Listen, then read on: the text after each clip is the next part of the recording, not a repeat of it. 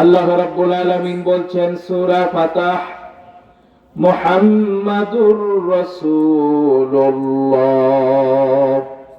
মুহাম্মদ সাল্লাল্লাহু আলাইহি ওয়াসাল্লাম আল্লাহর রাসূল। সুবহানাল্লাহ পড়বেন না? আমাদের নবীর নাম কি? একটু জোরে বলে কি নাম? যেই নাম শুনলে পড়তে হয় সাল্লাল্লাহু আলাইহি ওয়াসাল্লাম। আমরা অনেক মুসলমান রয়েছি, জানি না যে আমাদের নবীর নাম কি। আছে না এরকম? ওই যে ইউটিউবাররা একজন আরেকজনকে প্রশ্ন করছে, বিভিন্ন মানুষকে প্রশ্ন করে, বিভিন্ন উত্তর দিতে পারলে তার পুরস্কার দেয়। আমি একদিন ওইরকম দেখলাম ফেসবুকে, এক মহিলাকে জিজ্ঞেস করা হচ্ছে আমাদের নবীর নাম কি। মহিলাটা বলতেছে, বাবা আগে তো শুনছিলাম শেখ মুজিব, এখন বানাবার কে হোসেন, এর নাম মুসলমান। ঠিক কিনা বলে? একজনকে জিজ্ঞেস করেছে একজন মুরব্বী যুবক ছেলে, বাবা গোসলের ফরজ কয়টা? ওই এখন করছে সাবান, গামছা, লুঙ্গি। কি কি? সাবান, গামছা, লুঙ্গি। মানে এত জোরে বলছে যে মনে হয় ওটাই ঠিক। আছে না এরকম? আমার বান্দাগণ,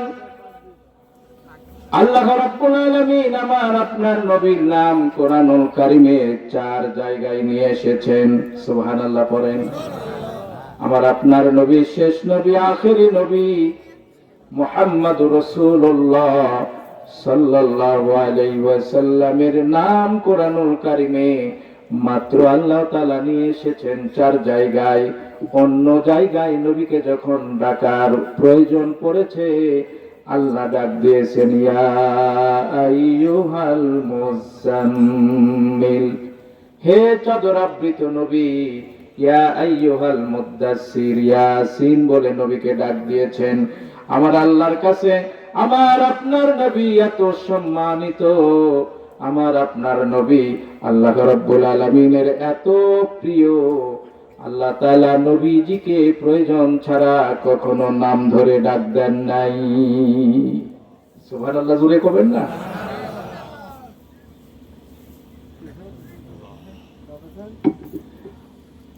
আমার ভাইরা, আল্লাহ রাব্বুল আলামিন নিজে সাক্ষী দিচ্ছেন মুহাম্মাদুর রাসূলুল্লাহ, মুহাম্মদ সাল্লাল্লাহু আলাইহি ওয়াসাল্লাম আল্লাহর রাসূল। আল্লাহ তাআলার হাবিবের দুইটা, আমার আপনার নবীর দুইটা পরিচয়। এক নাম্বার পরিচয় হলো মুহাম্মাদুর রাসূলুল্লাহ, মুহাম্মদ সাল্লাল্লাহু আলাইহি ওয়াসাল্লাম আল্লাহর রাসূল। আর একটা পরিচয় হলো আমার আপনার নবী মুহাম্মদ বিন আব্দুল্লাহ, আব্দুল্লাহর পুত্র। জোরে বলা যাবে কি সুবহানাল্লাহ? এই দুইটার যে কোনো একটা কেউ যদি অস্বীকার করে, তার ঈমান থাকবে না। কথা বোঝা গেছে? আবু জেহেল, উতবা, সাইবা প্রত্যেক কাফেরেরা মুহাম্মদ বিন আব্দুল্লাহ মানত, কিন্তু মুহাম্মাদুর রাসূলুল্লাহ এটাকে তারা মানত না। আমার ভাইরা, আল্লাহ তাআলা বলছেন ওয়াল্লাযীনা মাআহু, এই নবীর যারা অনুসরণকারী হবে, অনুসারী যারা হবে, আল্লাহ রাব্বুল আলামিন তাদের কয়টা গুণ এখানে আলোচনা করেছেন। আশিদ্দাউ আলাল কুফফার, নবীর যারা অনুসরণকারী হবে, আল্লাহ বলেন এরা কাফিরদের ব্যাপারে হবে খুব কঠোর। কাফিরদের ব্যাপারে, মুশরিকদের ব্যাপারে, কোরআন বিরোধী যারা, রাসূল বিরোধী যারা, আলিম ওলামা বিরোধী যারা, এদের ব্যাপারে মুহাম্মদ সাল্লাল্লাহু আলাইহি ওয়াসাল্লামের অনুসরণকারী হবে সবচেয়ে কঠোর। ঠিক কিনা বলেন? আপনার সামনে রাসূলকে গালি দিবে আর আপনি সহ্য করে যাবেন আর উম্মত বলে দাবি করবেন, তা হবে না। আল্লাহ রাব্বুল আলামিনের পরে বলেন, আয়াতের তরজমাটা একটু লক্ষ্য করুন। আল্লাহ বলেন কাফিরদের ব্যাপারে এরা হবে খুব কঠোর। রুহামাউ বাইনাহুম, আর একজন আরেকজনের ভিতরে এদের ভালোবাসা মহব্বতটা হবে চরম। জোরে সোরে বলা যাবে কি সুবহানাল্লাহ। আফ্রিকার একজন কালো বর্ণের মুসলিম, আমরা তার জন্য কান্না করি সে যখন বিপদে পড়ে, ঠিক কিনা বলে? আমার ভাইরা, ফিলিস্তিনের মুসলমানেরা মার খায় ইসরায়েলের হাতে, বাংলার মুসলমানেরা মসজিদে নামাজ পড়ে দোয়া করি। তার মানে হলো মুসলিম যে কোনো প্রান্তেই থাক না কেন, আর একজন মুসলমান তার জন্য কান্না করে। মুসলমান কিন্তু বাড়ির ধারের মুসলমান আমরা কিন্তু সহ্য করতে পারি না, ঠিক কিনা বলে? ভাই ভাই আর একজনকে সহ্য করতে পারি না, এমন মুসলমান আছে না? নাই।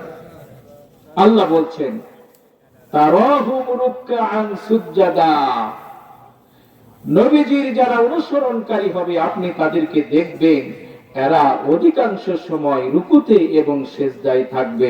চিৎকার মেরে বলুন সুবহানাল্লাহ। আমার ভাইরা, আমার আপনার নবীর মর্যাদা আল্লাহ রাব্বুল আলামিন এত বেশি দান করেছেন। আল্লাহর এক ওলি বলেন, আমি স্বপ্নের ভিতরে দেখলাম হাসরের ময়দান কায়েম হয়ে গিয়েছে।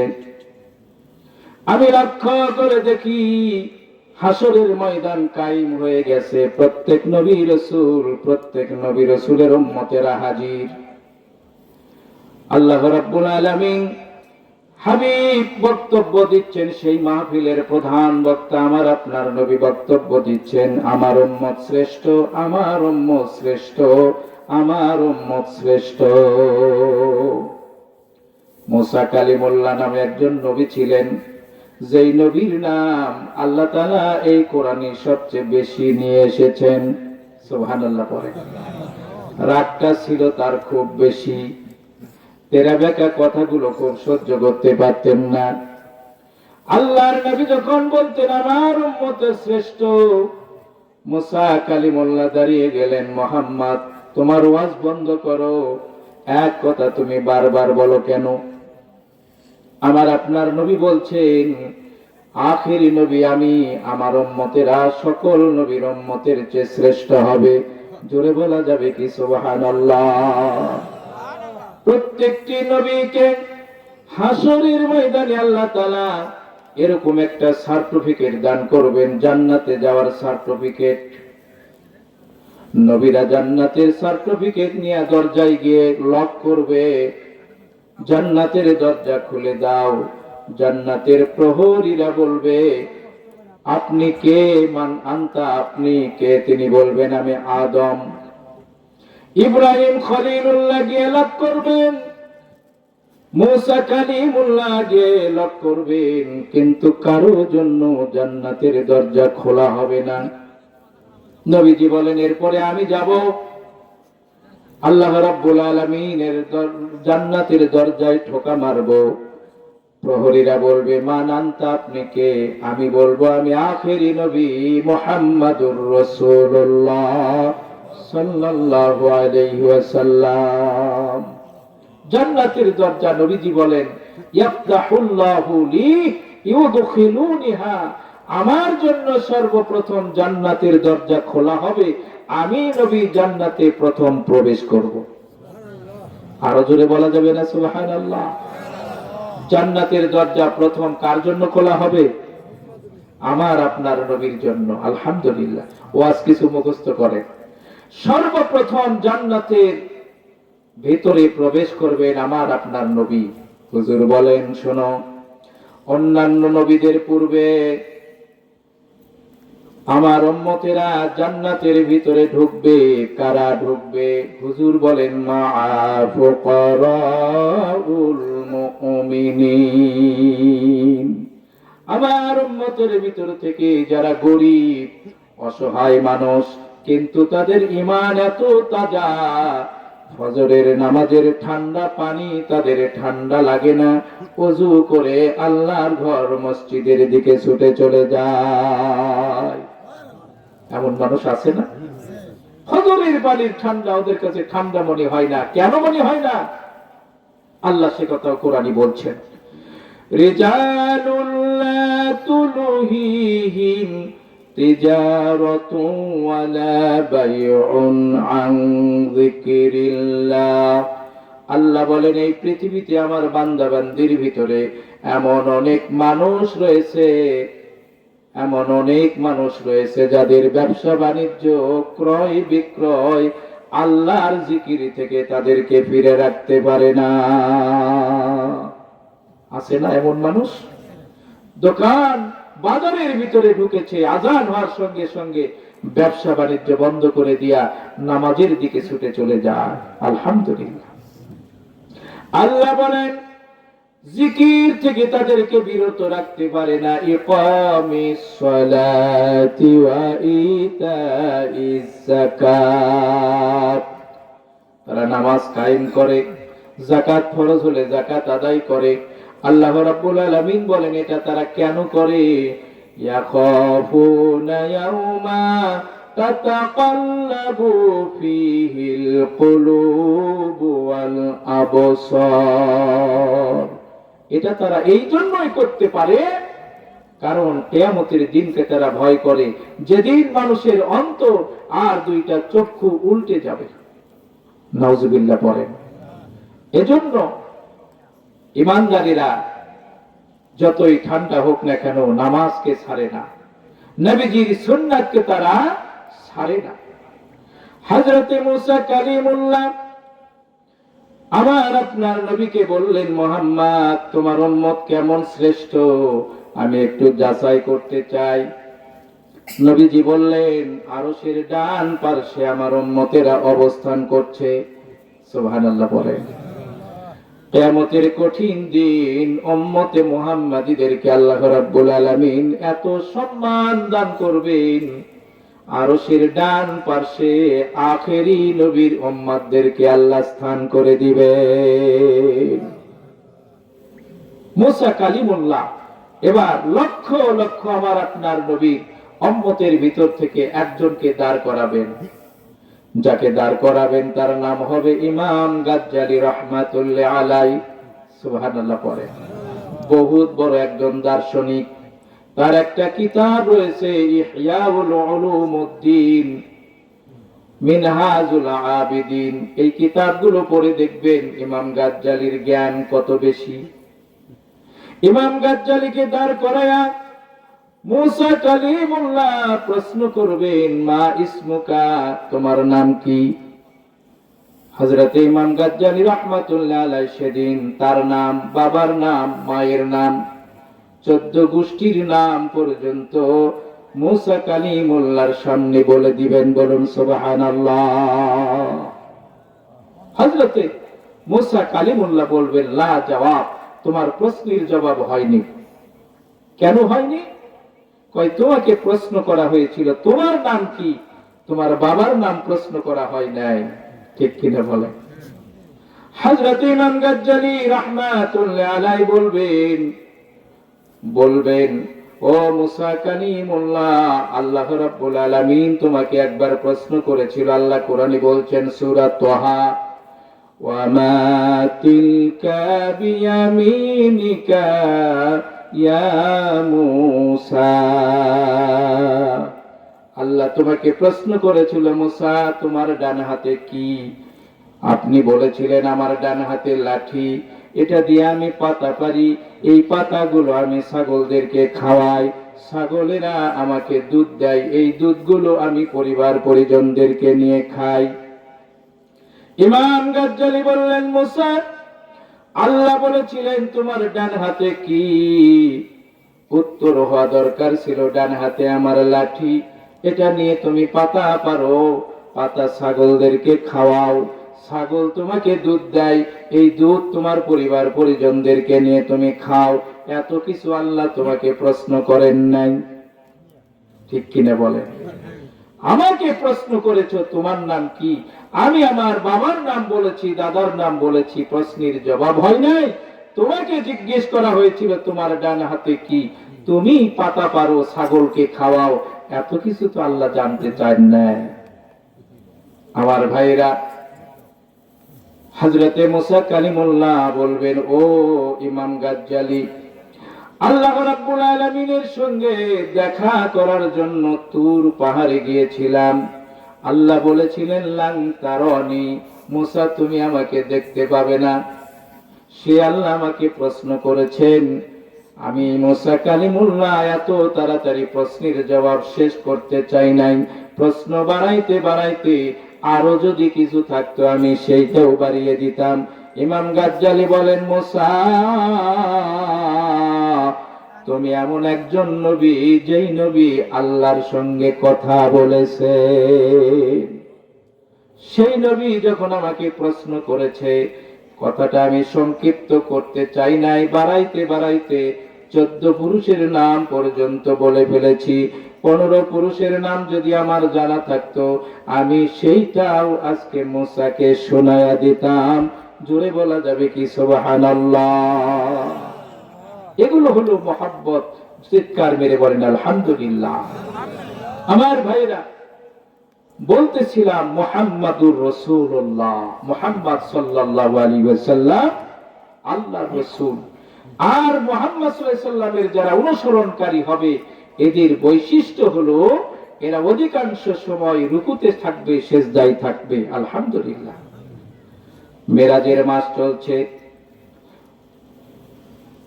সোমবার দিবাগত রাত হবে মেরাজের রাত। 27 রজনী আল্লাহর হাবিব মেরাজে গিয়েছিলেন। অনেক আলোচনা আপনারা ইমামদের খতিবদের মুখ থেকে শোনেন। আল্লাহ রাব্বুল আলামিন মেরাজ থেকে আসার পথে নবীকে 3টা জিনিস দান করা হয়েছিল। কয়টা জিনিস? 3টা জিনিস দান করা হয়েছিল। 1 নাম্বার ছিল 5 ওয়াক্ত নামাজ। প্রথমে দেওয়া হয়েছিল 50, কমাইতে কমাইতে 5। আল্লাহ তাবারক তাআলা বললেন সংখ্যায় কমে আসবে কিন্তু সওয়াব ঠিক থাকবে। জোরে বলে, সংখ্যা কমে আসবে, সওয়াব ঠিক থাকবে। অর্থাৎ কোন আমার বান্দা যদি 5 ওয়াক্ত নামাজ পড়ে 50 ওয়াক্ত পড়ার সওয়াব পাবে। আমার ভাইয়েরা, 2 নাম্বার, এই উম্মতে মুহাম্মাদীদেরকে মেরাজের রজনীতে আল্লাহ দান করেছিলেন সূরা বাকারার শেষের আয়াত, আমানার রাসূলু বিমা উনসিলা ইলাইহি মির রাব্বিহি ওয়াল মুমিনুন। এখান থেকে শেষ পর্যন্ত আল্লাহ রাব্বুল আলামিন নবীকে দান করেছেন। একটু কান লাগায়া শুনুন, এই কোরআন আসলেন জিবরাইলের মাধ্যমে, কিন্তু এই 2টা আয়াত দেওয়া হলো আরশে আজিমে, আল্লাহ নিজে দিয়েছেন। সুবহানাল্লাহ কবেন না? তাহলে এর ফজিলত কত বেশি, আমরা আমল করার চেষ্টা করব ইনশাআল্লাহ। সর্বদা জিকির করার চেষ্টা করব সুবহানাল্লাহ, আলহামদুলিল্লাহ, লা ইলাহা ইল্লাল্লাহ। পারবো তো ইনশাআল্লাহ? আমার ভাইরা, নবীকে আয়াতে কারিমা দিয়া আল্লাহ নবীকে কিছু দোয়া আল্লাহ শিখায়া দিয়েছেন। আল্লাহ পাক নবীকে শিক্ষা দিলেন, লা ইউকাল্লিফুল্লাহু নাফসান ইল্লা বুসআহা। আল্লাহর কাছে দোয়া কর, আল্লাহ আমি যদি কোনো গুনার কাজ যদি করি, কোনো কিছু যদি ভুলে যাই, কিয়ামতের কঠিন দিন তুমি আমাকে পাকড়াও করিও না। কোন ব্যক্তিকে যদি আল্লাহ ধরে ফেলে,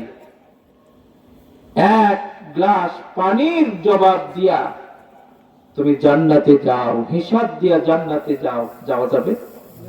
আমি অনেক জায়গায় এই কথাটা বলেছি যে প্রত্যেকটি ব্যক্তিকে আল্লাহ তাআলা কমপক্ষে 10 কোটি টাকার সম্পদ দান করেছেন। কয় কোটি টাকা? আস্তে কোন, দুদক শুনলে আবার মামলা দিবে। কারণ আমরা 10 কোটি টাকার মালিক, টাকা কোথায়? আমি বলি আল্লাহ তাবারক তাআলা সূরা বালাদ 8 নম্বর আয়াতের কারিমার ভিতরে তা বলেছেন, আলাম নাজআল লাহু আইনাইন। আল্লাহ বলেন, বান্দারে আমি কি তোকে 2টা চক্ষু দান করি নাই? সুবহানাল্লাহ পড়ে দেন নাই আমাদেরকে? এখানে অন্ধ কেউ আছে? কোন ব্যক্তিকে যদি বলা হয় 5 কোটি টাকা দেওয়া হবে, তোমার 2টা চক্ষু দাও, দিবে? যদি বলা হয় আরো 5 কোটি দেওয়া হবে, তোমার 2টা কিডনি দাও, দিবে? তাহলে আমরা 10 কোটি টাকার মালিক না? আল্লাহু আকবার। ভাই বলতেছে আরো বেশি। আল্লাহ রাব্বুল আলামিন বলেন, আমার শুকরিয়া আদায় করো, তোমাকে 2টা চক্ষু দিয়েছি। কিছু মানুষকে আল্লাহ অন্ধ বানিয়েছেন, চক্ষু নাই, আছে না? চক্ষু নাই। আল্লাহর হাবিব বলেন, যাকে আল্লাহ রাব্বুল আলামিন 2টা চক্ষু দেন নাই, অন্ধ বানিয়েছেন, আল্লাহ তাবারক তাআলা এই ব্যক্তিকে 2টা জান্নাত দান করবে। অন্ধ ব্যক্তি যদি ইমানদার হয়, ইমানের পথে যদি অবিচল থাকে, আল্লাহ রসুলের হাদিস, আল্লাহ তাআলা তাকে 2টা জান্নাত দিবেন। অন্ধ ব্যক্তিকে দেখে মনে করবেন ইনি 2টা জান্নাতের মালিক। জোরে বলবেন না সুবহানাল্লাহ? আমার ভাইরা, এজন্য 2টা চক্ষু যাকে দিয়েছেন আল্লাহর শুকরিয়া আদায় করবেন। আল্লাহ তুমি আমাকে চক্ষু দিয়েছো। ওই এক ব্যক্তির জুতা নাই, রাস্তা দিয়ে যাচ্ছে আর করছে, আল্লাহ তুমি আমাকে এত গরিব বানাইছো, পন্সের 2টা স্যান্ডেলও নাই। কিছু দূর যাইতে যাইতে দেখে একজন লোকের 2টা পাই নেই। আছে না এমন ব্যক্তি? উনি বলতেছেন, আল্লাহ আমার স্যান্ডেল নাই তাই আফসোস করছি, আর একজন ব্যক্তির 2টা পাই নাই, তোমার আমি শুকরিয়া আদায় করছি, আলহামদুলিল্লাহ। নবীজির একটা হাদিস খুব মনোযোগ দিয়ে শোনেন। আল্লাহ রাসূল বলেন, উনজুরু ইলা মা হুয়া আসফালু, তুমি নিচের দিকে তাকাও, লা তানজুরু ইলা মা হুয়া ফাওকাকুম, উপরের দিকে তুমি তাকায়ও না। এই পদ্ধতি যদি অবলম্বন করো, আল্লাহর হাবিব বলেন তোমার শুকরিয়া আদায় করা সহজ হবে। আপনার একতলা বাড়ি 10 তলার দিকে যদি তাকান, আপনি তো হার্ট ফেল করবেন। কি করবেন? আমার তো কিছুই নাই। একজন একতলাওয়ালা ব্যক্তি যদি তার নিচের দিকে তাকায়, যার বাড়িটা কুঁড়ে ঘর, শুকরিয়া আদায় করা সহজ হবে না? শুকরিয়া আদায় করার বড় কোনো দোয়া আল্লাহ শিখায় দেন না। দেখেন, ছোট্ট একটি দোয়া আল্লাহ শিখায় দিয়েছেন, আল্লাহর শুকরিয়া আদায় হবে। দোয়াটা হলো আলহামদুলিল্লাহ। পারবো তো ইনশাআল্লাহ? একটু সবাই বলি আলহামদুলিল্লাহ। قال رسول الله صلى الله عليه وسلم قلب شاكر ولسان ذاكر ورأس ساجد حرم الله عليه النار। নবীজি বলেন, কোন ব্যক্তি যদি কলব যদি পায়, কলবুন শাকিরুন, কৃতজ্ঞতাপূর্ণ অন্তর, সুবহানাল্লাহ পড়েন। আল্লাহ যে অবস্থায় রাখে শুকরিয়া আদায় করে কার? একটু জোরে বলেন কার? লিল্লাহি তাকবীর। শুকরিয়া আদায় করব কার? কলবুন শাকিরুন, কৃতজ্ঞতাপূর্ণ অন্তর। তরকারি দিয়ে ভাত খালেও শুকরিয়া আদায় করে আল্লাহ, তরকারি ছাড়াও খালি শুকরিয়া আদায় করে আল্লাহ। এই শুকরিয়ার ভিতরেই মানুষের শান্তি রয়েছে। চিৎকার মেরে বলেন আলহামদুলিল্লাহ। আলা বিযিকিরিল্লাহি তাতমাইন্নুল কুলুব। আল্লাহ তাআলা বলেন, বান্দারে জেনে রাখো, প্রশান্তি, অন্তরের শান্তি রয়েছে আল্লাহর জিকিরের ভিতরে। টাকা পয়সার ভিতরে শান্তি আছে? আমি ঈদগাহ মাঠেই মনে হয় উদাহরণটা দিয়েছিলাম। এক মুসি এক রাজার বাড়ির নিচে জুতা সেলাই করে। আল্লাহর বান্দা, রাজা মশাই সারা রাত ঘুম নাই। মুসিকে এসে বলে, মুসি তোর কি ঘুম ধরে? রাজা মশাই কি বলে? এই যে টাকা পয়সা আপনার এখান থেকে যা পাই, চাল ডাল কিনে বাড়িতে গিয়ে রান্না বান্না করে খেয়ে ঘুমাই, রাত কোন দিক দিয়ে যাই বলতে পারি না। ঠিক কিনা বলে? রাজা মশাই 1000 টাকার একটা নোট মুসিকে দিয়েছে। মুসি টাকাটা বাড়িতে নিয়ে গিয়ে কোথায় রাখবে আর জায়গা খুঁজে পায় না। চিন্তা করে বালিশের নিচে রাখে একবার, আবার পকেটে রাখে একবার, ছেলেকে দেয় একবার, মেয়েকে দেয়। কখন যে বেড়া ভাঙ্গা টাকার নোট নিয়ে যায়, এই চিন্তায় সারা রাত মুসির ঘুম নাই। সকালবেলা 1000 টাকার নোট রাজার কাছে ফেলে দিয়ে বলে, রাজা মশাই এই যে আপনার 1000 টাকা, এই 1000 টাকা আমার সারা রাতের ঘুম নষ্ট করেছে। বেশি টাকাওয়ালার ঘুম আছে ভাই? বেশি টাকাওয়ালার ঘুম নাই। আল্লাহ বলেন, আলা, যারা মাদ্রাসার ছাত্রী আছে তারা বুঝবে আলা শব্দটাই কি। এখানে হুরফে তানবিয়া, তার মানে হলো সতর্কতামূলক বাক্য। আল্লাহ দিয়ে বলেন, বান্দারে শান্তি যদি খোঁজো আল্লাহর জিকিরের ভিতরে খোঁজো, শান্তি যদি খুঁজতে চাও নামাজের ভিতরে খোঁজো, শান্তি যদি খোঁজো কোরআন তেলাওয়াতের ভিতরে খোঁজো। আমরা খুঁজতেছি টাকা পয়সার ভিতরে, ঠিক কিনা বলেন? সম্পদ যত বাড়াবেন মানুষের পেরেশানি তত বাড়বে না কমবে? রাস্তার মোড়ে মোড়ে আপনি সোনাতলা থেকে মোকামতলা পর্যন্ত যাবেন, দেখবেন মোড়ে মোড়ে লেখা আছে ডানি মোড়, বামি মোড়, সাবধান, আছে না ভাই? এগুলো সতর্কতা। এই সতর্কতা অবলম্বন না করে কেউ যদি গাড়ি চালায় তাহলে গাড়ি কি মোকামতলা যাবে? আল্লাহ বললেন আল্লাহর জিকিরের ভিতরে শান্তি, আর আমরা নামাজ বাদ দিয়ে শান্তি খুঁজতেছি, ঠিক কিনা বলেন? এজন্য নবীজি আমাদেরকে দান করেছিলেন, নবীজির মাধ্যম দিয়া নামাজ। 2 নাম্বার দান করেছিলেন সূরা বাকারার শেষের এই আয়াতে কারিমাগুলো। আল্লাহ শিক্ষা দিচ্ছেন আমাদেরকে দোয়া, ওয়াআফু আন্না ওয়াগফির লানা ওয়ারহামনা আনতা মাওলানা ফানসুরনা আলাল কওমিল কাফিরিন। আল্লাহ দোয়া শিখান, আল্লাহর কাছে দোয়া করো এইভাবে, ওয়াফু আন্না, হে আল্লাহ আমাকে মাফ করে দাও, ওয়াগফির লানা, আমার জীবনের গুনাহগুলো মাফ করে দাও, আর আমার প্রতি তুমি দয়া করো, তুমি আমার অভিভাবক কাফিরদের বিরুদ্ধে আমাদেরকে বিজয় দান করো। এই আয়াতের এত মর্তবা আল্লাহ আরশে আজিমে নবীকে দান করেছেন। চিৎকার মেরে বলেন সুবহানাল্লাহ। নবীর ভালোবাসা আমাদের অন্তরে থাকবে তো? কার কার থাকবে না একটু হাত তুলে দেখাই তো দেখি। থাকবে না সবাই? বোঝা যাচ্ছে ওয়াজ আপনারা কোন দিকে শুনতেছেন। প্রত্যেকের মহব্বত নবীজির আছে না নাই? একজন ব্যক্তি বাপকে গালালে সহ্য করতে পারে, মাকে গালালে সহ্য করতে পারে, কিন্তু নামাজ পড়ে না, মাথায় টুপি নাই, জুব্বা নাই, কিন্তু রসুলকে গালালে মুসলমান সহ্য করতে, ঠিক কিনা বলেন? ফ্রান্স আমার আপনার নবীর কার্টুন তৈরি করেছিল, সারা বিশ্ব কেঁপে উঠেছিল, ফ্রান্স সেটাকে ডিলিট করতে বাধ্য হয়েছে। চিৎকার মেরে বলেন ঠিক কিনা? মুসলমানেরা গবেষণা করে দেখলো ফ্রান্স আমাদের নবীকে এত ব্যঙ্গ বানায় কেন। লক্ষ্য করে দেখা গেল ফ্রান্সের অধিকাংশ নারীরা বিয়ের আগেই বাচ্চা দেয়। তার মানে এটা কি বৈধ? জোরে বলে। এই অবৈধ সন্তান ফ্রান্সে বেশি, এই জন্য আমার আপনার নবীকে তারা বেশি গালি দেয়। বাংলার জমিনে যাদের পিতৃ পরিচয় নাই এরা ওলামায়ে কেরামদেরকে সহ্য করতে পারে না। জোরে বলেন ঠিক কিনা? উতিল্লিম বাদা যালিকা জানিন। হে নবী, আপনি কে ওলীদ বিন মুগীরা তো গালি দিবে, কারণ তার তো বাবা নাই। বাবা না থাকলে সে কি? যার সন্তান।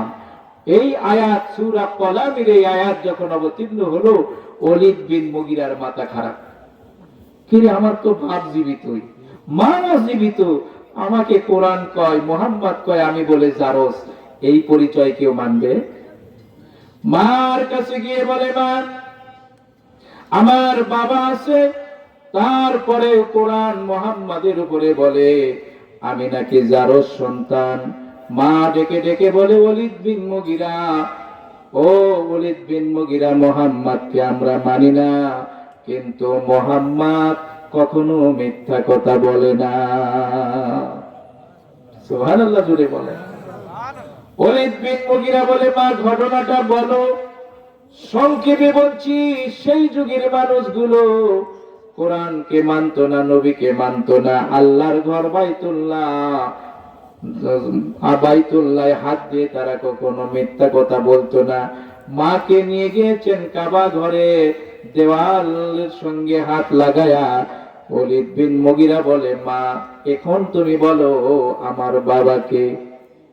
ওলীদ বিন মুগীরার মা বলে, বেটারে, আল্লাহ তাআলা তোমার বাবাকে সব সম্পদ দান করেছেন, টাকা পয়সা দান করেছেন, বাড়ি গাড়ি দান করেছেন, কিন্তু একটা সন্তান জন্ম দিবার মতো ক্ষমতা তোর বাবার ছিল না।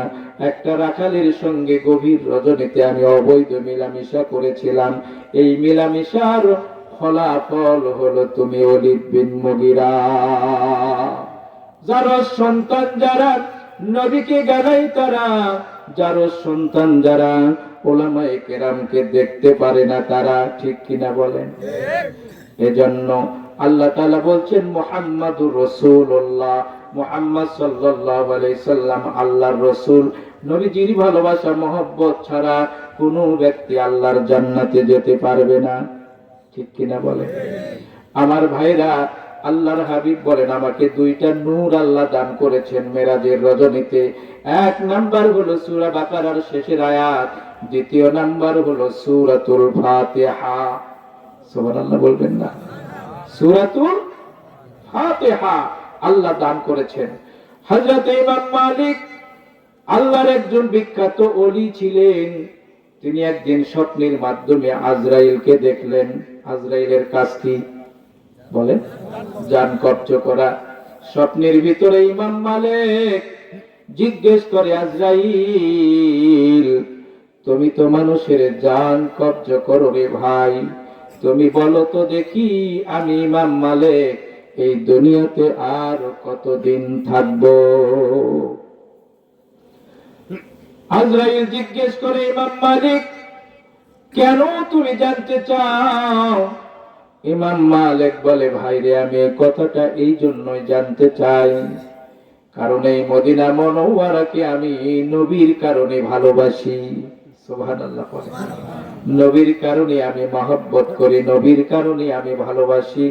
ইমাম মালিক, আমি একটু উমরা করতে মক্কায় যাব, যদি আমার ফিরে আসা পর্যন্ত হায়াত থেকে থাকে তাহলে আমি সেখানে যাব উমরা করতে, নতুবা আমি মদিনা মুনাওয়ারা ছাড়ব না। আল্লাহর হাবিব বলেন, মান সাকানা ফিল মাদিনা, কেউ যদি মদিনায় অবস্থান করে, ওয়া সাবারু আলাইহা, মদিনার দুঃখ কষ্ট যদি সহ্য করে, কুনতু লাহু শাহিদাও ওয়া শাফিআ, কিয়ামতের কঠিন দিন আমি নবী তার জন্য সুপারিশ করব এবং তার জন্য সাক্ষ্যদাতা হব।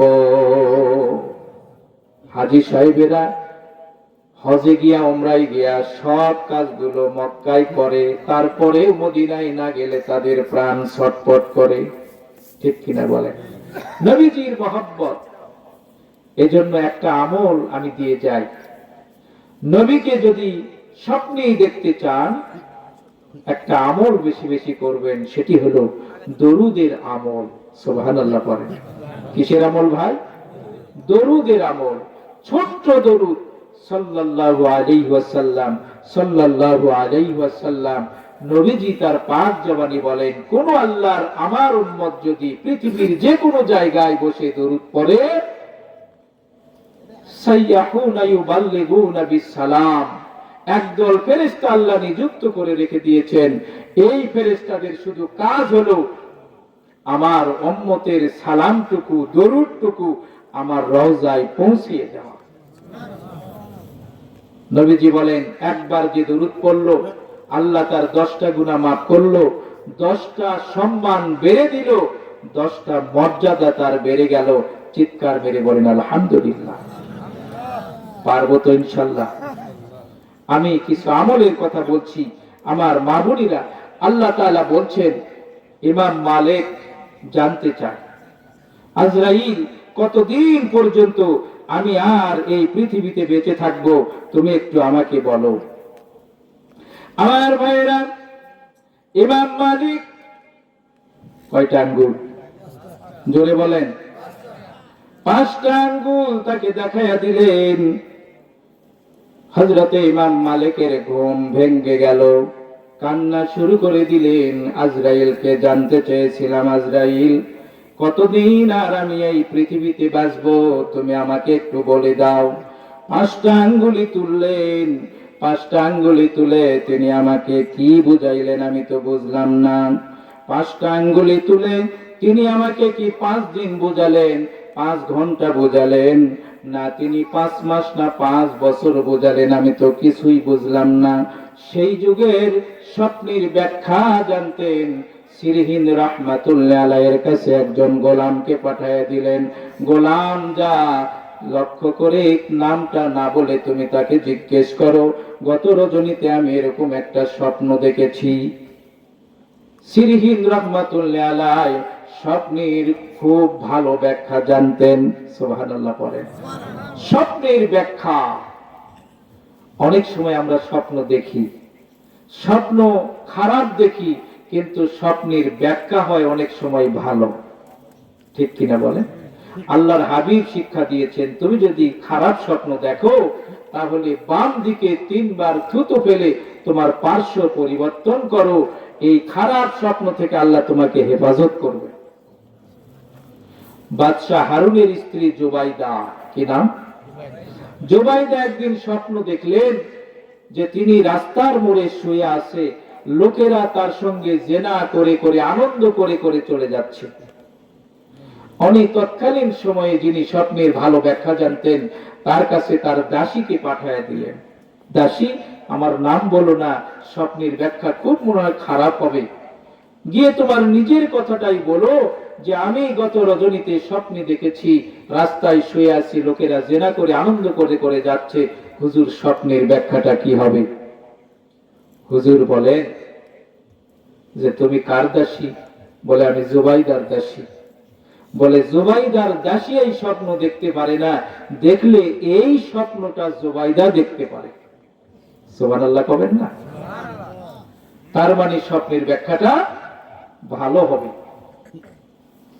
জুবাইদাকে গিয়ে দাসী বললেন, খালাম্মা তিনি তো বলেছেন স্বপ্ন বলে আমি দেখব না, স্বপ্নে দেখলে আপনি দেখতে পারেন।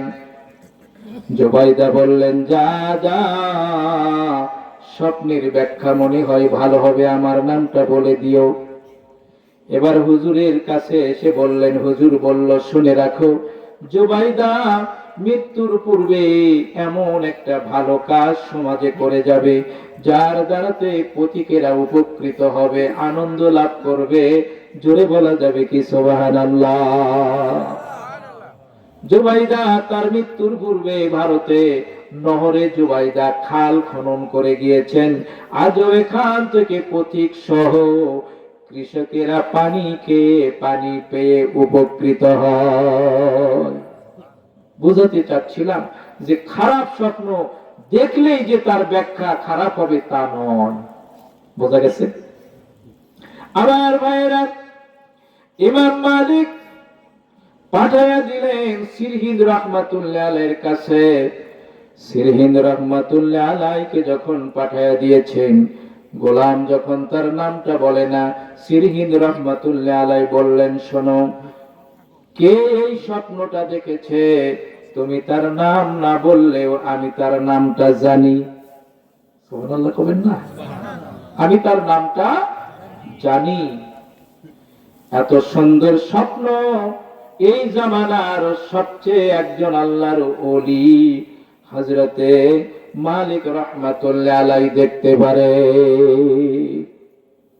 সুবহানাল্লাহ কবেন না?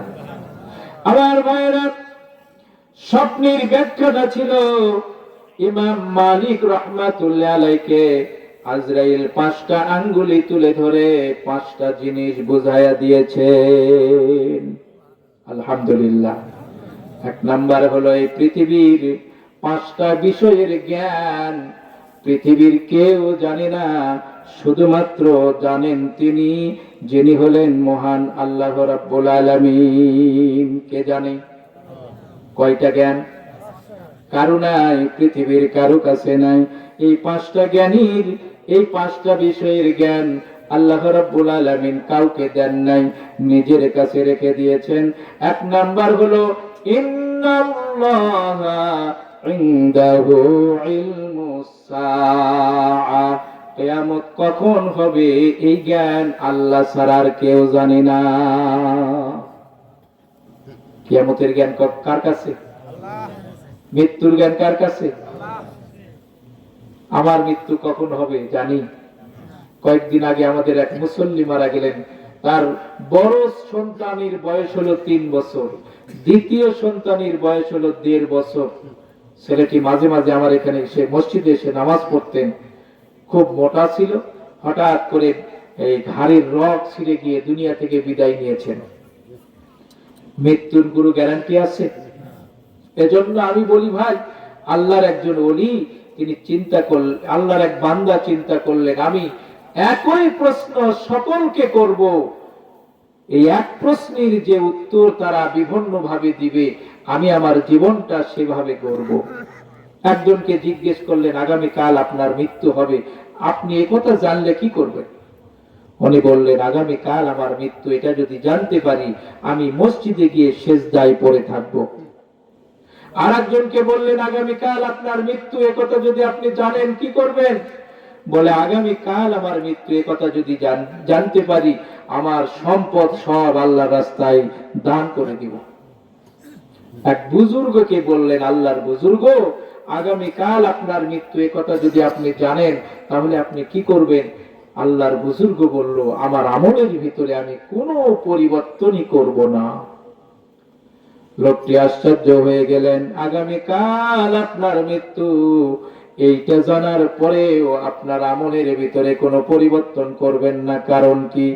তিনি বললেন, শোনো, আগামী কাল আমার মৃত্যু, এটা তো অনেক দূর, বরং আমি আমার জীবনটা গড়ে নিয়েছি এইভাবে, যে কোনো সময় যে কোনো জায়গায় আমার মৃত্যু চলে আসতে পারে।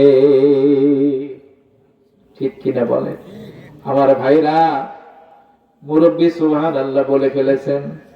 তার মানে হলো মুসলমানদেরকে সব সময় এমন ভাবে আল্লাহর মৃত্যুর জন্য প্রস্তুত থাকতে হবে, যে কোনো সময় যেন আজরাইল আমার কাছে হাজির হইতে পারে। ফায়ার সার্ভিস যার যখন ডিউটি, পোশাক পরে গাড়ি টাড়ি সব রেডি করে নিয়ে থাকে, খালি ঢনঢনি বাজার সাথে সাথে রওনা। ঠিক কিনা জোরে বলে? মুসলমান মৃত্যুর জন্য তো ওই রকম ভাবে প্রস্তুত থাকবে, আজরাইল আসার সঙ্গে সঙ্গে বলবে, চলো যাই। সুবহানাল্লাহ বলবেন না? আমার ভাইরা, প্রথম নাম্বার আঙ্গুলি দিয়ে আজরাইল ইমাম মালিককে বুঝাইয়া দিয়েছেন, শোনো, কিয়ামতের জ্ঞান কোন মানুষের কাছে নাই, কিয়ামতের জ্ঞান শুধু আছে আল্লাহর কাছে। ইয়ালামু মা ফিল আরহাম। 2 নাম্বার, মায়ের পেটে কোন সন্তান আছে, ছেলে না মেয়ে, কালো না ফর্সা, দুর্ভাগা না সৌভাগ্যবান, কেমন সন্তান আছে, এই জ্ঞান শুধু কে জানে? ইউনাজ্জিলুল গায়ব। নাম্বার 3, আল্লাহ রাব্বুল আলামিন কখন কোথায় বৃষ্টি হবে পৃথিবীর কেউ জানে না। আমাদের দেশের আবহাওয়া বলল আগামী কাল বৃষ্টি হবে, দেখা গেল ফজরের নামাজের পরে সেই দিন রোদ আরো বেশি। ঠিক কিনা বলে? কখনো কখনো মিলে, আবার কখনো কখনো বলে আগামীকাল বৃষ্টি, সকালবেলা দেখা গেল যে রোদ ফকফকা। হয় না? ওয়ালা তাদরি নাফসুম মাযা তাকসিবু গাদা। দৌড়ায়া কি করবেন? আল্লাহর এই কোরআনের আয়াতের দিকে তাকান। আল্লাহ বলেন, আগামীকাল মানুষ কে কি উপার্জন করবে, এটা আমি আল্লাহ রাব্বুল আলামিন সারা পৃথিবীর আর কেউ জানে না। ঠিক কিনা বলেন? আপনি দৌড়ালে রিজিক পাবেন তা নয়, রিজিক অনেক সময় আপনার বাড়িতে হেঁটে হেঁটে চলে আসে। ঠিক কিনা বলেন? এক লোক যাচ্ছে শ্বশুর বাড়ির দাওয়াত দেওয়ার জন্য, বউ কয় যে তুমি তো যাচ্ছ, আমার আব্বা আম্মা কি অবস্থায় আছে জানি না, তবে একটু ভাত খাইয়া যাও। ওই কয় কে রে, শ্বশুর বাড়ির যাচ্ছি, তাও আবার দাওয়াত দিবে, ভাত না খায় কি আসমো? আল্লাহর বান্দা শ্বশুর বাড়িতে গেছেন, ভাবি শাশুড়ি সবাই খুশিতে তারা ভাত রান্না করে তার কাছে দিয়েছে। তিনি ভাত এখন মুখে তুলবেন, বইয়ের কথা মনে হচ্ছে, কে রে বহুটা কুলো ভাত বলে পাবো না, কত রকমের হরেক রকমের তরকারি। সুন্দর করে মুস্কিয়ানা হাসি দিছে। সমন্ধি আবার এই হাসি দেখছে, কারণ সমন্দির বউ তাকে খাওয়াচ্ছে, মনে করছে যে আমার বইয়ের মনে হয় কিছু দেখে মনে হয় হাসছে। থাপ্পড় হাঁকে দিছে বোনের জামাইকে, সঙ্গে সঙ্গে ওই থাপ্পড় খায় গিয়ে ভাত খায়।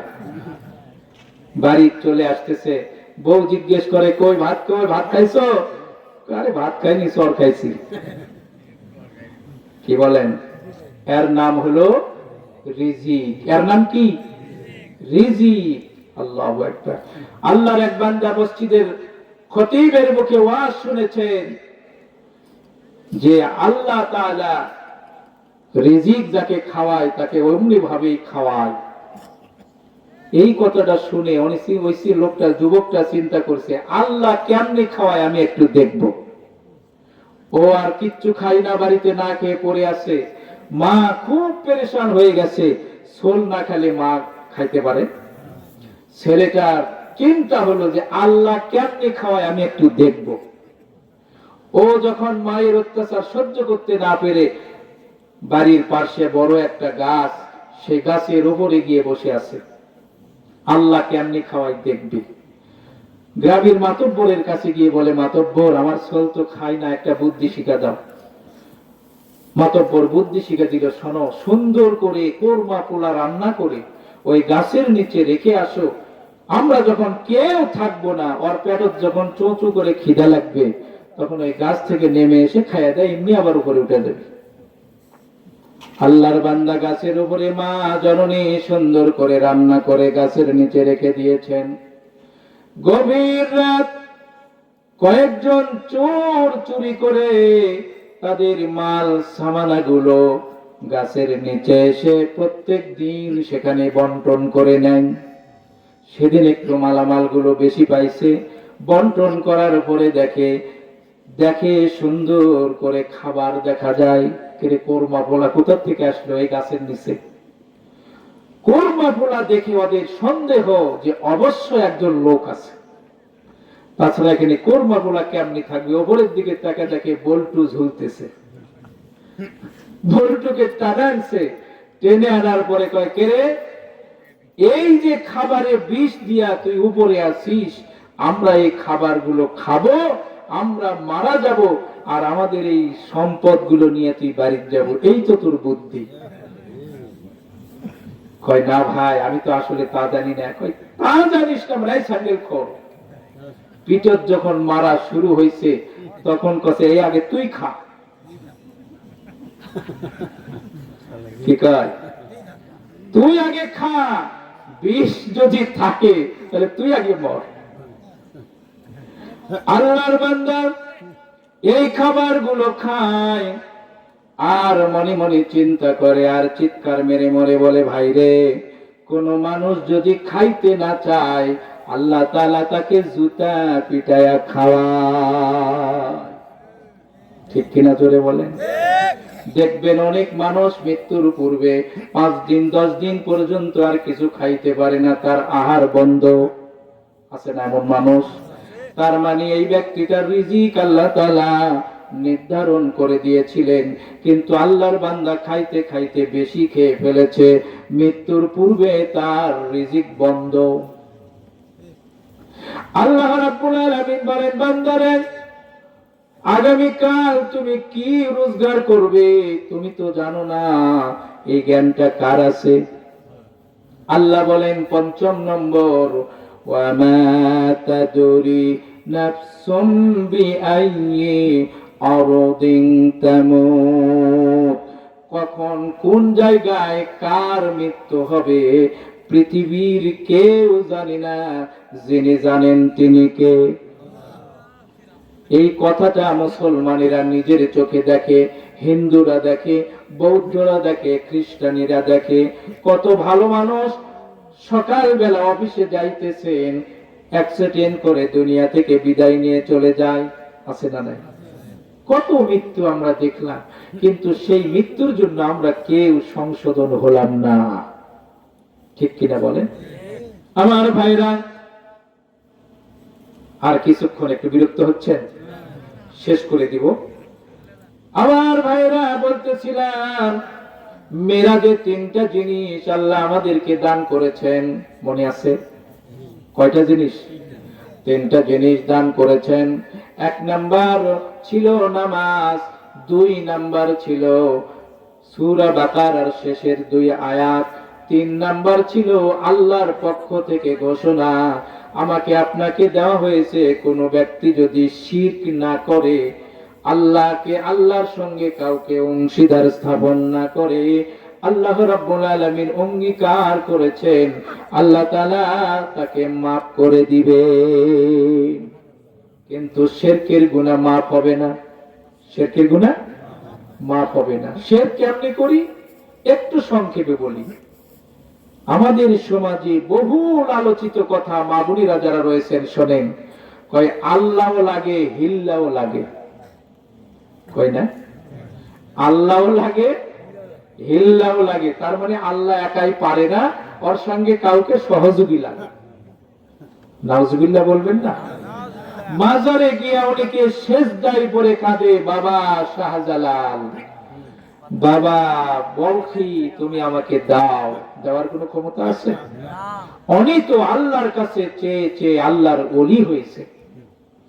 ওয়াসজুদ ওয়াক্তারিব, কোন ব্যক্তি যদি আল্লাহর সান্নিধ্যে পেতে চাও বেশি করে সেজদা দাও। আল্লাহর জন্য সেজদা হবে।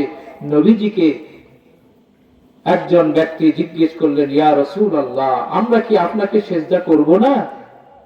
মা বোনেরা শোনেন, আল্লাহ রাসূল বললেন, শোনো, এই পৃথিবীতে কাউকে যদি সেজদা করার অনুমতি দেওয়া হতো, আমি মহিলাদেরকে বলতাম তোমরা তোমাদের স্বামীকে সেজদা করো। সুবহানাল্লাহ বলবেন না? মা বোনদের জন্য একটি উপদেশ আমি বলছি, যে আপনার কাছে রাসূল বলেছেন সেজদা দেওয়ার জন্য কাউকে যদি বলা হতো, তোমাকে বলা হতো তোমার স্বামীকে 5 বার সেজদা করো, কিন্তু আল্লাহ ছাড়া কাউকে সেজদা করার অনুমতি আল্লাহ তাআলা কাউকে দেন নাই। এখান থেকে বোঝা গেল একজন মহিলা, আর রিজালু কাওয়ামুনা আলান নিসা, মহিলাদের উপরে কর্তৃত্ব দান করেছেন পুরুষদেরকে কে? আল্লাহ।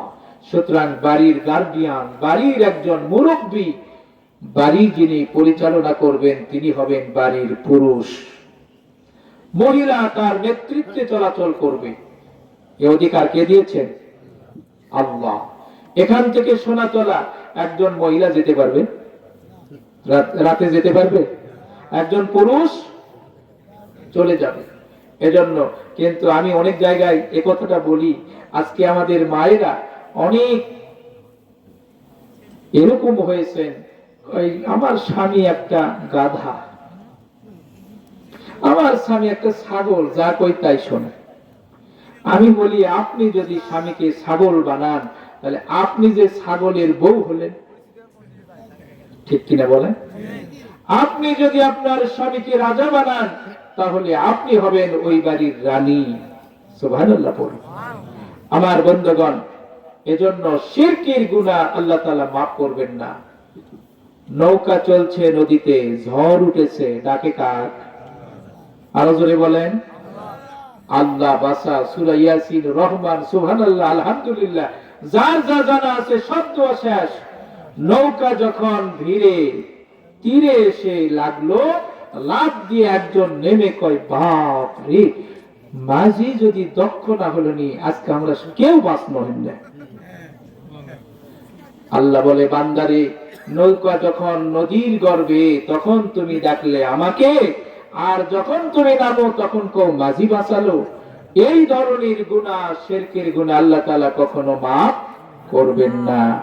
নামাজ আদায় করব, জিকির আমরা চলতে ফিরতে সুবহানাল্লাহ, আলহামদুলিল্লাহ, লা ইলাহা ইল্লাল্লাহ এগুলো বলার জন্য চেষ্টা করব। আল্লাহ তাআলা আমাদের সকলকে তৌফিক দান করুন, বলুন আমিন।